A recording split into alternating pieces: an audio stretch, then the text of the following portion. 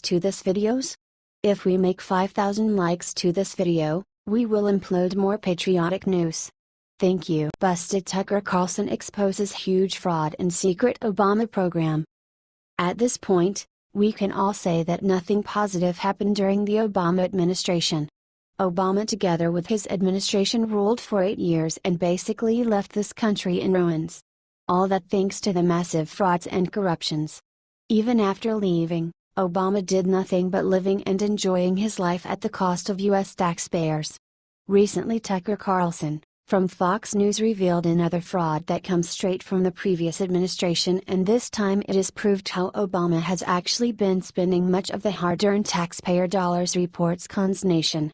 Tucker's words were, "Investigators say that getting bogus applications approved is ludicrously easy, and as many as 36% of all beneficiaries from the program should have been rejected." He basically explained what happened in one program the Obama administration initiated. Basically, they were doing only something that they pleased and were unwilling to solve their own issues. The original program started way back in 1985 in order to aid the destitute families to be able to buy a family phone. If I remember quite right, it was called Lifeline. Obama used this program and made things worse. He took advantage of the program and enabled multiple phones for free. In the end, this costs the U.S. taxpayers millions in fraudulent charges. Before leaving office, the previous president extended the program once again to cover broadband internet service. Now, taxpayers are forced to give phones, phone service, and internet service to low-income Americans. Also, it is revealed now by the jail that nearly 2/3 of all Obama phone recipients received their free government-issued phone service by falsifying their applications. This is something that we all expected. We should expect more cases like this one from the former administration in charge because after all, they were only good in doing frauds and corruptions.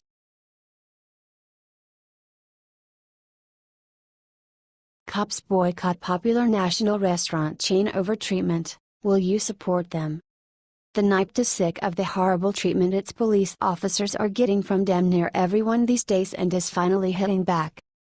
After some scandalous behavior by hugely popular national chain Dunkin' Donuts employees where they have been refusing to serve police officers in the liberal enclave of New York City, the police are mounting a full-on boycott.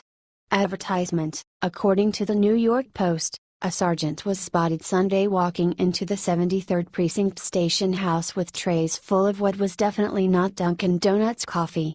"No D&D in the 7-3, he said. Police union chiefs have called for a boycott of the national chain and the movement has gained steam throughout the department and now is fully on. Hilariously, when asked for directions to a Dunkin' Donuts, a cop patrolling Union Square tourist area said, "I'm not allowed to do that. Look, our cops have the toughest of jobs and while they signed up for it we need to give them the respect they deserve. We can never go back to Mayberry but we damn sure don't want chaos on the streets like Chicago where the cops can't do their jobs for fear of a liberal onslaught." And thankfully Trump has made moves to rectify the situation. President Donald Trump just signed 2 bills to finally erase the years of neglect Obama had for law enforcement officers, vowing to get behind cops 100%. We are here today to reaffirm our unbreakable support for the American heroes who keep our streets, our homes, and our citizens safe, and they've been doing an amazing job under very adverse conditions, Trump said as he signed the bills at the White House. According to Breitbart, the Public Safety Officers Benefits Improvement Act will streamline and improve benefits for disabled officers and for the families of fallen officers. It's about time. These brave men and women put their lives on the line every day to keep us safe. Every single day they must mentally prepare for whatever deadly situation may come their way. For too long, injured officers have suffered, and the children of fallen officers have put their dreams of college on hold while bureaucracy delayed crucial benefits, made it impossible for their families, Trump said. No longer. It's unacceptable, and it's going to end today. Trump then took out another bill and signed it into law. This one is just a smart move and frankly, it is amazing we have never done this before. Also signed the American Law Enforcement Heroes Act, a bill allowing federal grants to help military veterans transition to careers in law enforcement. This one is just a smart move, and frankly, it is amazing we have never done this before. In fact, Obama is probably smacking himself in the forehead right now saying, "I wish I thought of that." Trump took out his pen and signed the American Law Enforcement Heroes Act into law, which will approve federal grants to help military veterans transition over to law enforcement. Advertisement: America is proud of our veterans, and I think I can say a double proud or a triple proud, Trump said, and everyone burst into applause, finally and officially giving these men and women their due.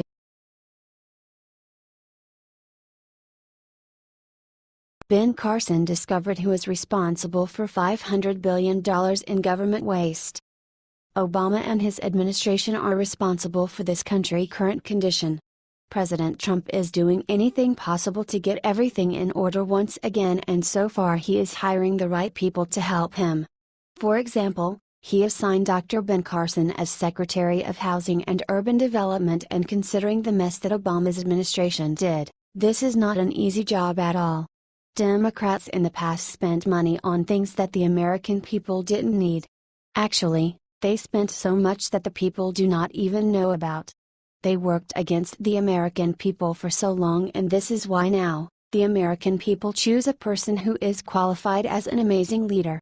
Someone who cares about them and works for them. At this point, Ben proved to all the haters that he is much more than a surgeon, and his work is starting to show in a big way, reports World Politicus. He in fact discovered something, a bookkeeping error to be precise, that everyone else in the Obama administration missed.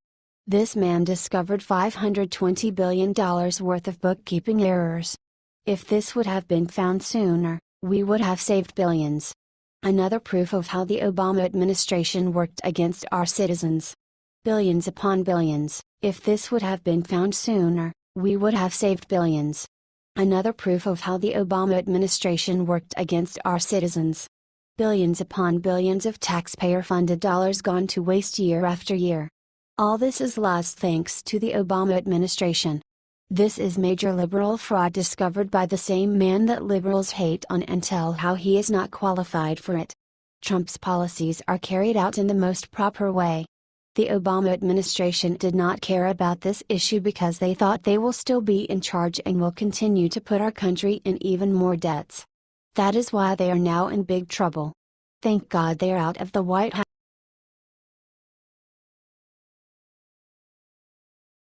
George W. Bush breaks silence with amazing confession about President Trump. Ever since Donald Trump became President of the United States, he faced a lot of challenges. Although his administration is one of best administrations that America ever had, the liberals are using every opportunity to attack them. The liberals are spreading lies about Trump and his administration. This is sad because many American people believe in those lies. Also, the mainstream media is not really helping because they also attack the president and report fake stories about him. It's not easy being attacked every day by the liberals, however, Trump manages to do that. As World Politicus reports, the people do trust Trump and ignore the media's lies. But according to them, the latest person who came out talking about this successful administration is George Bush. Although Bush stayed out of the public eye since he left the office, he decided to talk with Matt Lauer of NBC about President Trump, and he wasn't afraid to share his opinion. Although he's been silent for a long period, he broke the silence and stood behind Trump's back for the first time. World Politicus quotes him, "When I was president, you, the major networks, mattered a lot more, because there were, like, 3 of you. And now there are all kinds of information being bombarded out. People can say things anonymously, and it is just a different world." Bush is not a fan of how the media treats Trump. "We also do not like how the media doesn't show any respect to our president." However, no matter what happens in the future, the president will, however, Trump will continue to make our country a better place for everyone. He has proved that by his achievements since he took the office. It doesn't matter if you hate him or love him, he's one of the best leaders that our country ever had.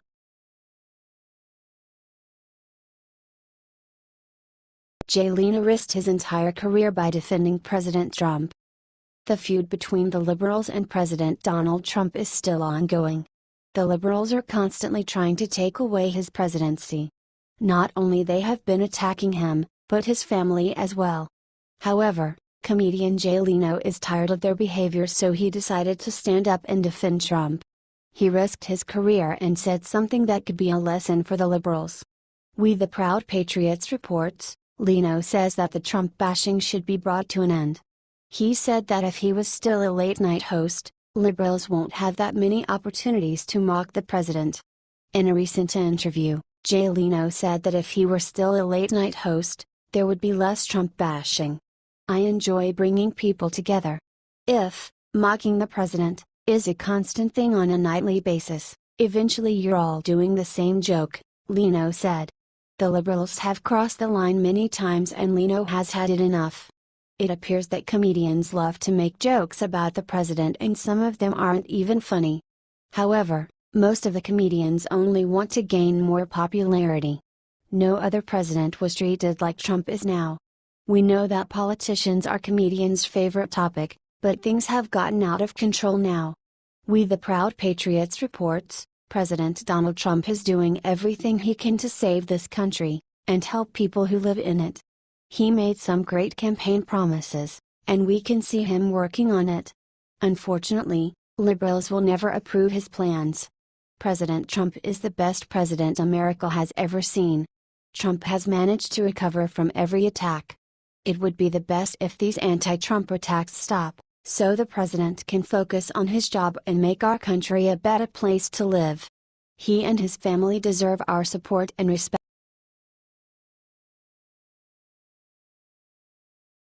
Barack Obama humiliated in front of the world as Jeff Foxworthy calls him out. Internet goes crazy. Stand-up comedian Jeff Foxworthy is a true patriot who is tired of how liberals are trying to destroy America. Former President Barack Obama changed America into a society where people don't work hard nor they want to. As a result, Foxworthy wrote his opinion on Facebook about the former president and the condition that our country is in.